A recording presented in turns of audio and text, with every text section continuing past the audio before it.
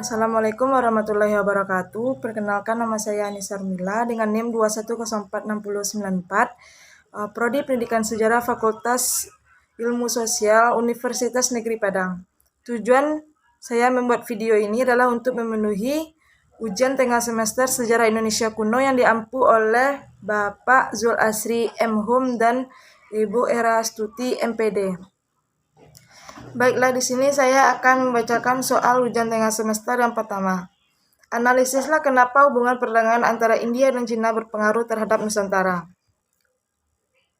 Terdapat 4 faktor. Yang pertama, Nusantara terletak di jalur persilangan dunia yang menghubungkan perdagangan India ataupun Cina, sehingga dampaknya terhadap Nusantara ialah menjadikan Nusantara sebagai negara maritim. Yang kedua, setiap pedagang-pedagang yang melewati jalur laut-laut yang ada di Nusantara, maka akan berkemungkinan untuk berhenti di Nusantara dan melakukan interaksi dengan masyarakat lokal, sehingga menimbulkan beberapa faktor, baik itu di sektor ekonomi, politik, sosial, budaya, maupun agama, dan lain-lain. Yang ketiga, jalinan antara pedagang India maupun Cina terhadap masyarakat lokal akan menimbulkan efek di masing-masing interaksi tersebut.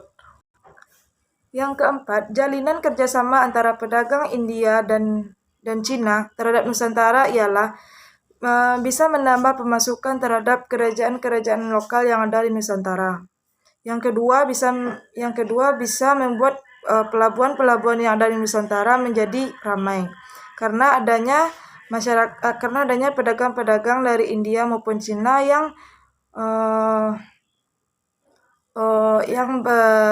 berinteraksi dengan masyarakat lokal yang ada di Nusantara. Pertanyaan kedua, jika saudara yang menjadi Siddhartha Gautama, seorang putra mahkota kerajaan Magadha, apa yang akan saudara lakukan saat melihat rakyat berada dalam kemiskinan? Jika saudara setuju dengan sikap Siddhartha, apa alasannya? Jika saya menjadi Siddhartha Gautama, maka saya akan memberikan apapun kekayaan harta kerajaan akan saya berikan kepada rakyat. Karena tugas salah seorang raja yaitu untuk melindungi rakyat dan kerajaannya. Dan saya setuju dengan sikap Siddhartha Gautama. Alasannya, jika Siddhartha Gautama tidak meninggalkan kerajaan, maka keadaan kerajaan tidak akan membaik. Dan apabila Siddhartha Gautama meninggalkan kerajaan dan dia mendapatkan pencerahan, dan dia pulang dengan membawa agama Buddha, maka kerajaan akan membaik karena dia telah mendapatkan pencerahan, dan agama Buddha akan berkembang sangat baik pada saat sekarang ini. Pertanyaan ketiga, analisis kenapa kerajaan pertama di Nusantara bercorak Hindu, padahal menurut ahli agama Buddha lah yang masuk ke Nusantara. Seperti yang telah kita ketahui, kerajaan Kutai merupakan kerajaan pertama di Nusantara yang bercorak Hindu. Kenapa demikian? Karena agama Hindu tujuannya ialah membangun kerajaan dan menyebarkan agama Hindu ini pada masyarakat-masyarakat yang ada di sana. Sedangkan agama Buddha, dia hanya menjabarkan ajaran-ajaran agama Buddha tersebut dan tidak ada niat untuk memperluas ajaran agama Buddha tersebut. Selanjutnya, agama Hindu ini disebarluaskan dengan cara interaksi perdagangan antara masyarakat lokal dengan kaum yang membawa agama Hindu, sehingga agama Hindu lebih mudah penyebarannya. Sedangkan agama Buddha dia tidak terlalu populer karena penyebarannya hanya dilakukan antara masyarakat lokal, tidak melalui interaksi perdagangan. Kemudian peninggalan agama Hindu ini seperti prasasti, yupa, arca menjadi penguat bahwa agama Hindulah yang pertama masuk ke Nusantara. Sedangkan agama Buddha tidak ada bukti terkuatnya dan hanya dibuatkan dalam kitab. sehingga agama Buddha tidak ada teori pendukung bahwa agama Buddha lah yang masuk ke Nusantara. Pertanyaan nomor 4. Ada banyak faktor yang menjadikan kerajaan Sriwijaya menjadi kerajaan besar dan sangat berpengaruh di zamannya. Analisislah beberapa faktor tersebut, baik dari segi kehidupan politik, agama, sosial, budaya, maupun pengetahuan. Yang pertama dari segi politik, pada masa pemerintahan Balaputradewa, kerajaan Sriwijaya mencapai puncak kejayaannya.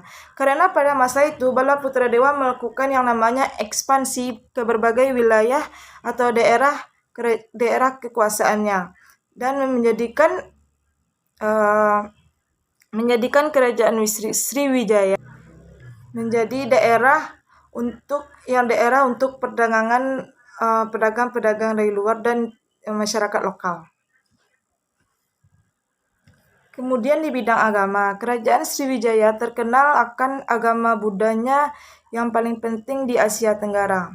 Tetapi kerajaan Sriwijaya juga mengajarkan agama Hindu pada abad ke-4 sampai 8 Masehi. Kemudian di bidang sosial, kerajaan Sriwijaya mampu membuat kerajaannya menjadi kerajaan besar karena masyarakat sosialnya yang hebat di dalam bidang pendidikan, terutama pendidikan agama Buddha terbesar di Asia Tenggara. Kemudian dalam bidang perkembangan budaya, kerajaan Sriwijaya itu dalam perkembangan agama Buddhanya, Sriwijaya merupakan pusat agama Buddha terpenting di Asia Tenggara. Tetapi pusatnya itu berada di luar India. Baiklah, sekian hasil ulangan tengah semester Sejarah Indonesia Kuno. Mohon maaf kalau ada kata-kata yang salah. Wassalamualaikum warahmatullahi wabarakatuh.